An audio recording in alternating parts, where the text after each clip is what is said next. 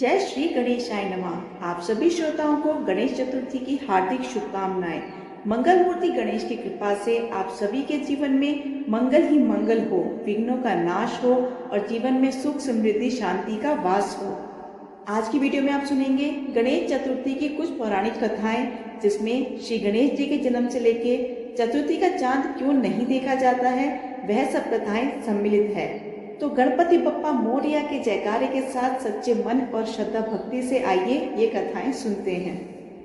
एक बार की बात है, शिव जी के गण नंदी के द्वारा आज्ञा का पालन न करने पर माता पार्वती नाराज हो गई।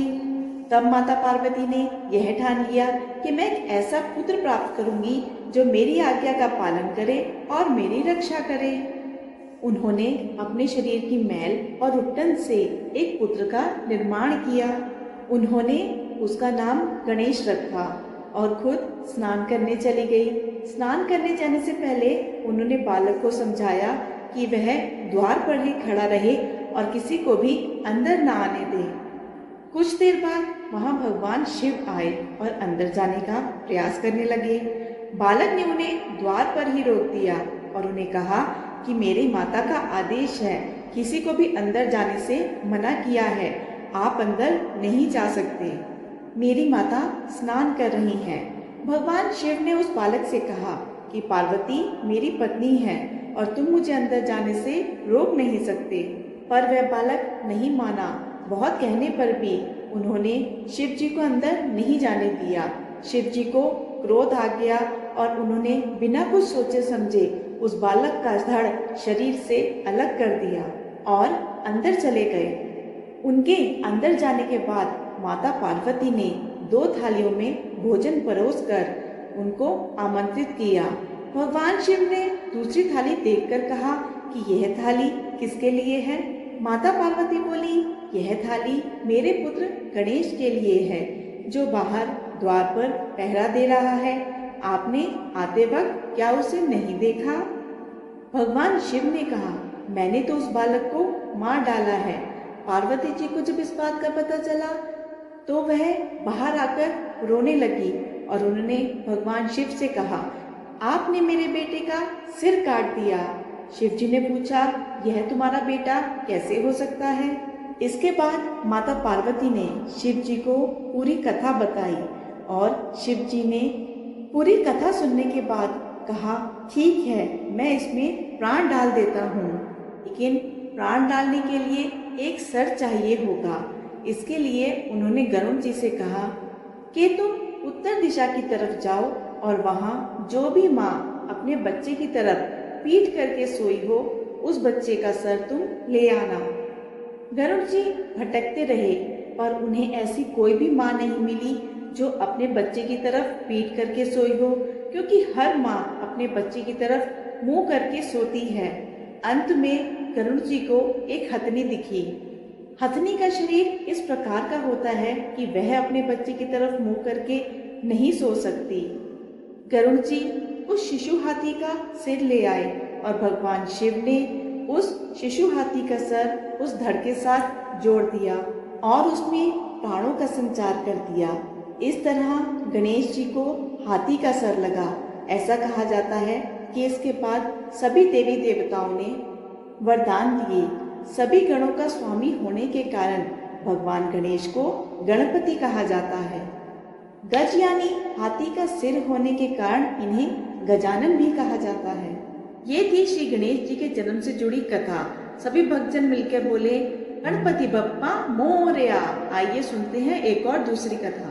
आप सभी श्रोताओं से निवेदन है, इन कथाओं को आप पूरा जरूर सुनिएगा, क्योंकि अधूरी कथा सुनने से दोष लगता है। एक समय की बात है, धन के देवता कुबेर को अपने धन पर अभिमान हो जाता है। वह सोचते हैं, मैं तो दुनिया में सबसे अधिक धनवान हूँ, क्यों ना मैं सभी देवताओं को एक एक कर अपने घर पर आमंत्रित करूँ और सभी देवताओं को अपना मैं धन और वैभव दिखा पाऊंगा। ऐसा सोचकर कुबेर जी सबसे पहले महादेव के पास गए और बोले, हे भोलेनाथ, मैं सभी देवी देवताओं को अपने घर पर भोजन के लिए आमंत्रित करना चाहता हूँ, पर मैं सबसे पहले आपको अपने घर में आमंत्रित करना चाहता हूँ। भोलेनाथ कुबेर जी की मंशा समझ गए और बोले, मुझे क्षमा कीजिएगा कुबेर जी, मैं आपका यह आमंत्रण स्वीकार नहीं कर पाऊंगा, पर मैं अपने स्थान पर अपने पुत्र गणेश को आपके साथ भेज देता हूँ। अब कुबेर सोचते हैं, भोलेनाथ न सही, भोलेनाथ के पुत्र ही सही। ऐसा सोचकर वह भोलेनाथ से कहते हैं, ठीक है प्रभु, आप गणेश जी को ही मेरे साथ भेज दीजिए। अब कुबेर गणेश जी को लेकर अपने महल पहुंचते हैं और गणेश भगवान जी को अपना धन ऐश्वर्य दिखाना शुरू कर देते हैं। कहते हैं, आइए गणेश महाराज, आज आपको मैं सोने की थाली में भोजन कराऊंगा। अब गणेश जी भोजन करना आरंभ करते हैं। कुबेर जी भोजन मंगवाते जाएं और गणेश जी उस भोजन को खत्म करते जाएं। गणेश जी कहते हैं, और खीर मंगवाइए कुबेर देव। कुबेर जी उनको खीर देते हैं। फिर गणेश जी कहते हैं, और पूड़ी भी मंगाइए कुबेर देव। कुबेर जी उनको फिर पूड़ी देते हैं। इसी तरीके से यह क्रम चलता रहता है। गणेश जी खाना मंगवाते रहते हैं, कुबेर जी परोसते रहते हैं।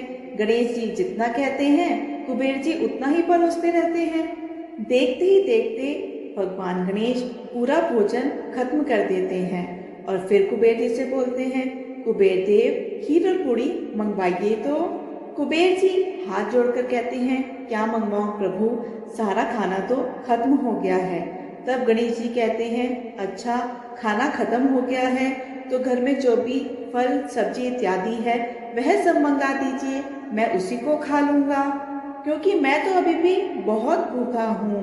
अब कुबेर समझ गए कि गणेश जी उनके अभिमान को चूर चूर करने के लिए ऐसा कर रहे हैं। अब कुबेर गणेश जी के सामने हाथ जोड़कर खड़े हो जाते हैं और कहते हैं, हे प्रभु, मैं समझ गया हूँ कि आपकी भूख शांत क्यों नहीं हो रही है। मुझे क्षमा कीजिए प्रभु, मुझे क्षमा कीजिए।